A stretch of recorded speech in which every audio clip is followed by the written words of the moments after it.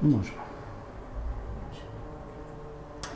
Pa evo, moja preporuka za naše stanovnike županije, s obzirom da se nalazimo pred izazovom lijepog vremena i nadolazećih uskršnjih blagdana, da se i nadalje pridržavamo svih onih preporučenih mjera koje nam je dao nacionalni krizni stožer i naš županijski krizni stožer, sa osobitim naglaskom da ograničimo svoje kretanje u populaciji, u svom okruženju, da ne miješamo i da ne izlazimo iz mjesta boravka, nego da budemo upravo tamo gdje jesmo, da bi sačuvali svoje zdravlje i zdravlje svojih najmilijih.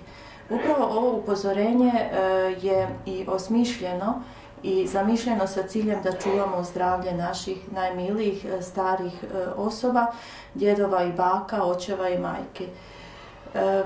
Sve ono što nacionalni stožer i županijski stožer govori, neka bude tako, jer jedino uz njihove preporuke i pridržavanje tih preporuka možemo držati ovu epidemiju pod kontrolom.